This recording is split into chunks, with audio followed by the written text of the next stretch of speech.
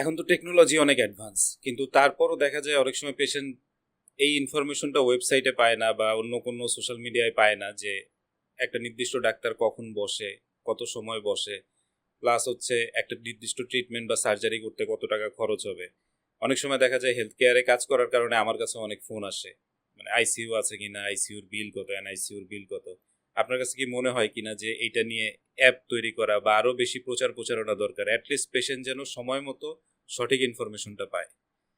আসলে কি, এইটা তো সব সময় এক্সাক্ট থাকে না।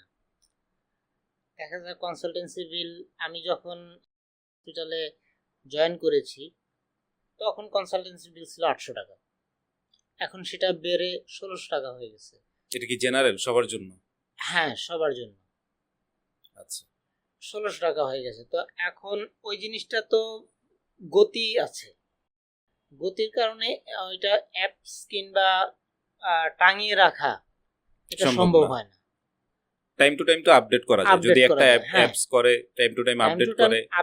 মানে আমারও এমন অনেক সময় হয়েছে যে আমার একজন পেশেন্ট কোনো একটা নির্দিষ্ট সার্জারি দরকার বা একটা ট্রিটমেন্ট দরকার, আমি কিন্তু আপনাকে ফোন করছি, ফোন করে বলছি যে ভাই পেশেন্টটাকে পাঠাচ্ছি। আরেকটা বিষয় আছে, এটা দেখা গেছে কিছু কিছু পেশেন্ট আছে যে আমার কাছ থেকে ইনফরমেশন নিয়ে সে আরেক জায়গায় আবার তুলনা করে, ক্রস চেক করে যে এইখানে এত টাকা, এখানে এত টাকা কেন।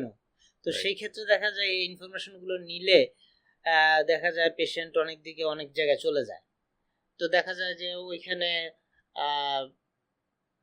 কম টাকা পায়, ওইখানে ভর্তি হয়ে গেলেই যে ভালো সার্জারি হবে বা ভালো সেবা পাবে এমন তো না। ওইখানে ভর্তি হয়ে যাওয়ার পরে দেখা যায় সার্জারি হলো কিংবা যে কোনো ট্রিটমেন্টই হলো, ওই ট্রিটমেন্টের বিপরীতে আবার দেখা যায় যে কিছু কিছু পেশেন্ট আছে যেটা ঘুরে ফিরে আবার এখানে চলে আসে। কম টাকা মানেই যে ভালো সার্ভিস তা না।